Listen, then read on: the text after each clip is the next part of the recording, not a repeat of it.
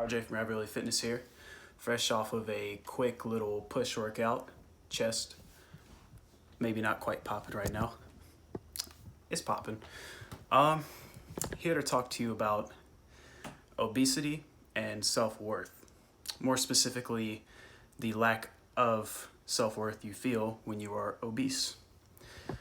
I know from experience that when you reach morbid levels of obesity, which is your weight is literally killing you, you typically don't have the highest confidence in the room, in whichever room you're in. Even if you're in a room by yourself, there's a insect somewhere that feels better about themselves than you feel about yourself. What you have to recognize is that you have so low self-esteem for many reasons. It could be societal, in that you see that people that are typically traditionally beautiful or healthy are far more admired than you are. People that look like you are.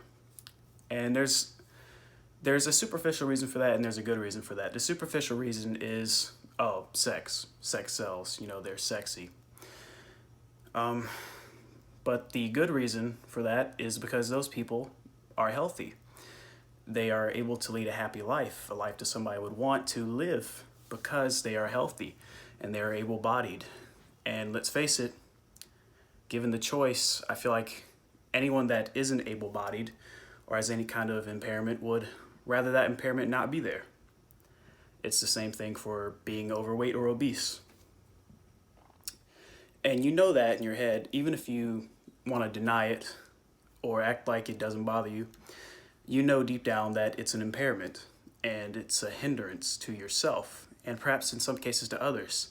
If you become so big that you're bedridden, people have to take care of you, that is a hindrance to their life. And nobody wants to be a burden, at least nobody that's respectable. So that's a good reason to feel bad about it. It is. But just because you feel bad about the consequences you might bring upon yourself or the burdens you might bring upon others, that doesn't mean that you should internalize that and view yourself as being bad and a burden as a whole.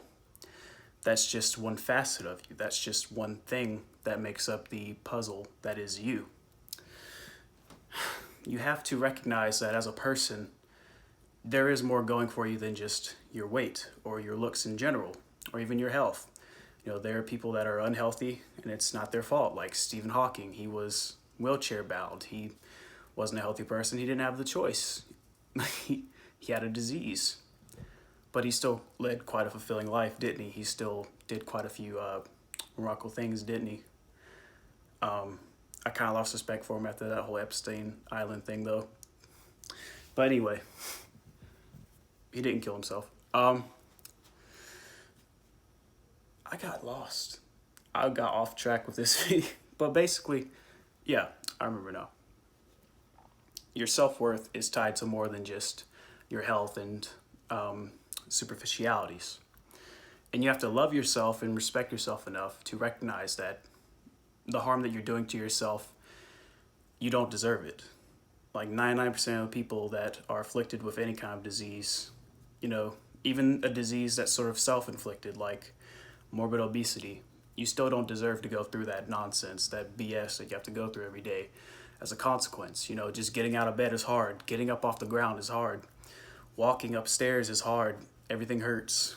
I remember in middle school we had to do a drill, like, get off the back of the bus in case there's like a fire or a flood or something. So you evacuate, you go out the back door of the school bus.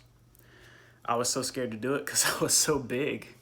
And when I tried to scoot out of the bus, because it was elevated off the ground, maybe like 4.5, 5 feet off the ground. So most of the kids jumped off. I had to scoot off and I almost fell like face first and my shirt came up and everybody saw my jiggly rolls. It wasn't the best experience, but that actually was a very important experience in terms of inspiring me to stick with weight loss, because sometimes embarrassment works. I don't recommend bullying people necessarily, but sometimes being embarrassed is a good motivator.